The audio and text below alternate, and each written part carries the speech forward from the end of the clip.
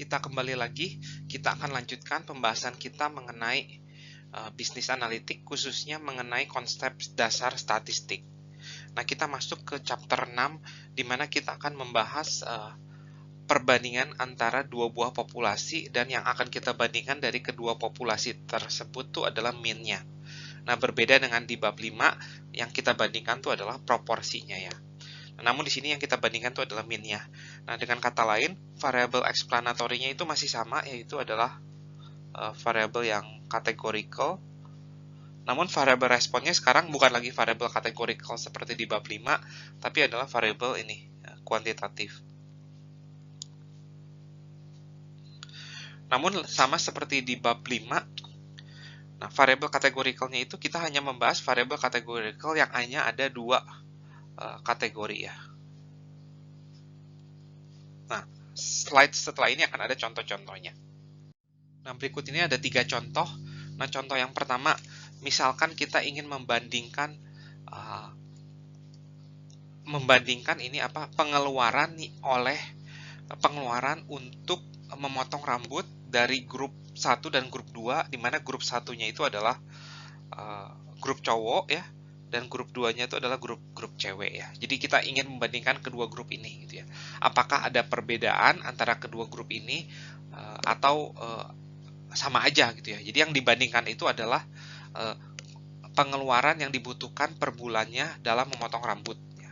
Nah, kemudian contoh yang kedua itu, misalkan kita ingin membandingkan harga marketing atau biaya yang dikeluarkan untuk melakukan pemasaran, untuk melakukan marketing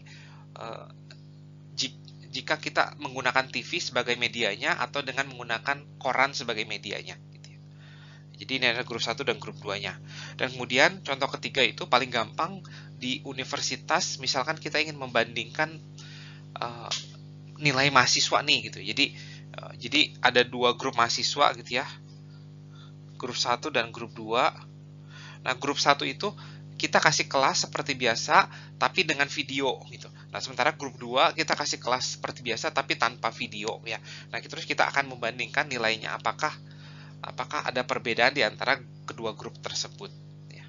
Nah, semoga cukup jelas dari ketiga contoh ini, di mana variabel explanatorinya atau variabel independennya itu adalah categorical dengan dua kategori, dan variabel responnya itu adalah kuantitatif. Ketika kita mempunyai variabel respon yang merupakan datanya itu data kuantitatif, ada banyak sekali yang bisa kita explore ya. Jadi kalau datanya itu, tipe datanya itu adalah kuantitatif, banyak sekali eksplorasi yang bisa kita lakukan terhadap data tersebut ya. Yang pertama itu kita bisa melihat pusat data tersebut. Jadi kan kita punya dua buah grup ya, grup 1 sama grup 2, dan di setiap grup itu ada variabel kuantitatifnya, ada variabel responnya yang tipe datanya itu kuantitatif. Nah, kita bisa lihat dulu pusat datanya itu ada di mana sih gitu. Jadi pusat data grup 1 ada di mana, pusat data grup 2 ada di mana gitu ya. Nah, pusat data itu ada dua yang sering dipakai, yaitu adalah ini mean dan juga median ya. Mean itu adalah nilai rata-rata dari grup 1 dan rata-rata dari grup 2 misalkan. Sementara median itu adalah nilai tengah. Nah, jadi ada dua pusat data yang sering dipakai, yaitu adalah mean dan median. Kita bisa membandingkan mean atau median grup 1 dengan mean dan median dari grup 2 ya. Nah, kemudian selain melihat pusat data, kita juga bisa melihat penyebaran data gitu. Jadi kita bisa lihat penyebaran data di grup 1 gimana, penyebaran data di grup kedua gimana.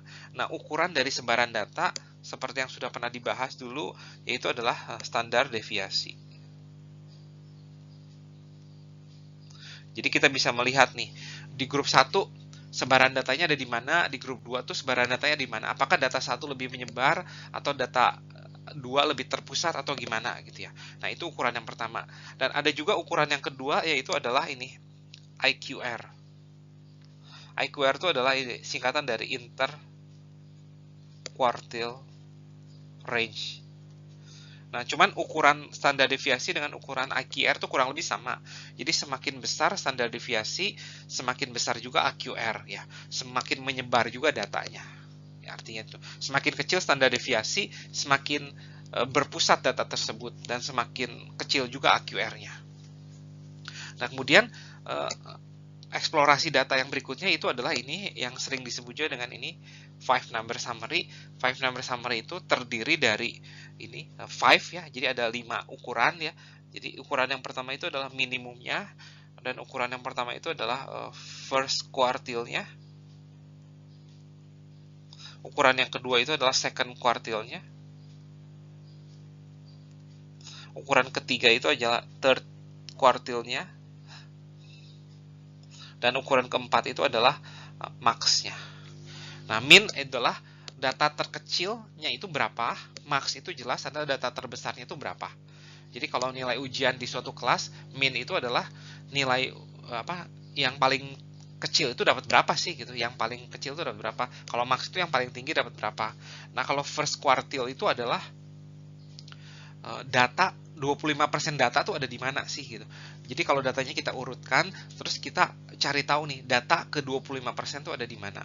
Kemudian second quartile berarti data ke 50% tuh ada di mana, atau dengan kata lain second quartile tuh sama dengan median sih sebenarnya. Dan yang terakhir third quartile tuh kita pengen tahu 75% data tuh ada di mana. Ya, jadi itulah five number summary. Dan yang terakhir ini dalam bentuk grafik, yaitu adalah box plot. Box plot itu adalah bentuknya tuh rata-rata seperti ini. Nah, dengan yang ini tuh adalah min-nya, ini tuh adalah max-nya, dan kemudian ini adalah Q1 atau first quartile-nya, ini adalah Q3, dan ini adalah Q2-nya. Nah, inilah, jadi five number summary dengan box plot tuh kurang lebih sama. Cuman bedanya kalau five number summary itu dalam bentuk tabel, sementara box plot itu dalam bentuk grafik. Berikut ini adalah suatu studi kasus untuk lebih jelas. Jadi di sini studi kasus yang akan saya ambil itu adalah contoh pertama yang tadi kita bahas di slide sebelumnya, yaitu adalah ini haircut price, atau kita ingin membandingkan pengeluaran yang dibutuhkan untuk menggunting rambut dari grup 1 yaitu grup cowok dan grup 2 yaitu adalah grup wanita. Nah, jadi sekarang saya akan mulai. Jadi explanatory variabelnya itu apa? Jelas ini adalah apakah dia itu man atau woman ya. Nah, kemudian apakah respon variabelnya? Respon variabel atau variabel dependentnya itu adalah ya pengeluarannya itu yaitu pengeluaran ya untuk memotong rambut. Untuk ke salon lah sama aja ya. Nah, kemudian ini adalah datanya. Jadi si peneliti melakukan survei terhadap 50 orang di suatu kota dan dia mendapatkan 37 grup 1 adalah grup wanita ya. Ini grup 1-nya grup wanita dan grup 2-nya itu adalah grup pria. Jadi grup 1-nya ada 37 orang dan grup prianya ada 13 orang ya. Nah, di sini kita bisa lihat datanya dan kita bisa hitung rata-rata dari grup 1 yaitu grup wanita. Kita nggak usah ngitung sendiri ya, Anda bisa menginput data-data ini ke dalam Excel dan kemudian mencari min-nya, atau bisa menggunakan applet juga ya. Dan di sini kita mendapatkan min dari grup wanita itu adalah 54,054 ya. Nah, saya sudah hitung, dan kemudian grup pria itu min-nya itu adalah 21,846. Nah, dari min-nya kita belum melakukan inferensi, tapi dari eksplorasi data ini sudah terlihat bahwa sudah ada perbedaan mencolok ya antara pengeluaran yang dipakai untuk ke salon ada dari grup wanita dibandingkan grup pria ya. Sebelum melakukan eksplorasi, nah di sini saya sebelum melakukan inferensi, saya ingin melakukan eksplorasi data ya. Nah, kita akan melihat standar deviasi dari grup wanita ya. Saya sudah hitung, dan standar deviasi dari grup wanita itu adalah 41,614 ya. Dan kemudian standar deviasi dari grup pria yaitu adalah 22,135. Nah, dari dua nilai ini kita bisa lihat bahwa pengeluaran yang dipakai oleh grup wanita itu jauh lebih bervariasi dibandingkan dengan pengeluaran dari grup pria ya. Ya mungkin pria itu nggak macem-macem ya, rambutnya ya cuma digituin aja gitu ya. Sementara wanita mungkin lebih bervariasi servis untuk ke salonnya, sehingga standar deviasinya pun lebih besar. Nah, kemudian kita akan coba menghitung 5 number summary-nya.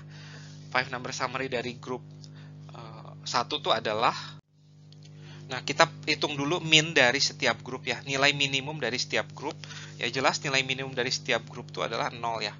Nah, jadi ada orang-orang tertentu yang pengeluaran per bulan untuk menggunting rambutnya 0 ya. Mungkin karena dapat tunjangan atau gimana gitu ya. Nah, kemudian yang paling gampang itu untuk menghitung 5 number summary itu adalah maksimum ya. Nah, kita lihat nilai maksimumnya itu berapa. Di grup wanita itu ada yang sampai $150, sementara di grup pria itu cuma sampai $75 ya. Nah, kemudian yang selanjutnya yang kita bisa hitung yang lebih mudah lagi itu adalah mediannya atau second quartile-nya. Karena second quartile-nya itu ada di tengah-tengah data ya. Nah, kita ingat grup 1 itu ada 37, sementara grup 2 itu ada 13 orang ya.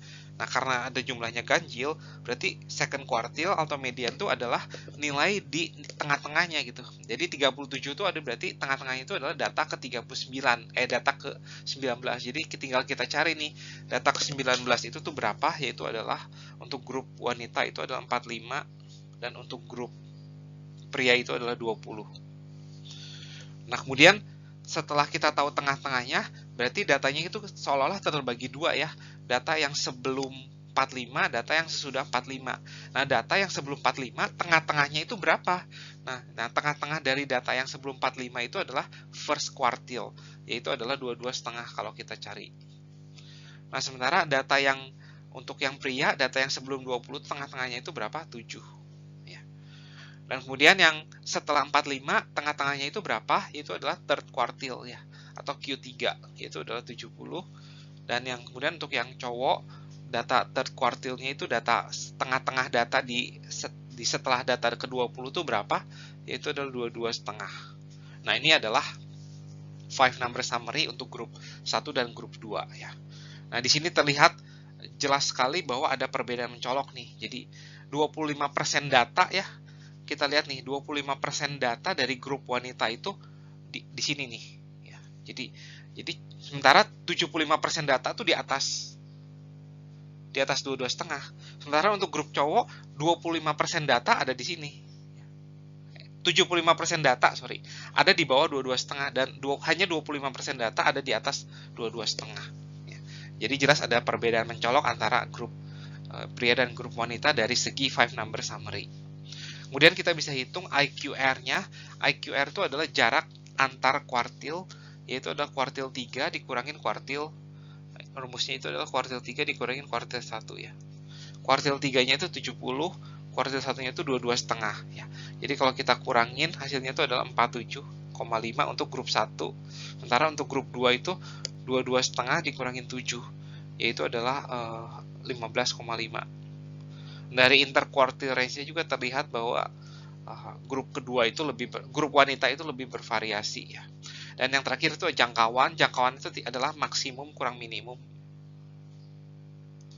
Nah, untuk grup 1 itu adalah jangkauannya itu adalah 150, sementara untuk grup 2 jangkauannya itu adalah 75. Nah, jangkauan dan AQR itu adalah salah satu ukuran untuk melihat penyebaran data itu seperti apa.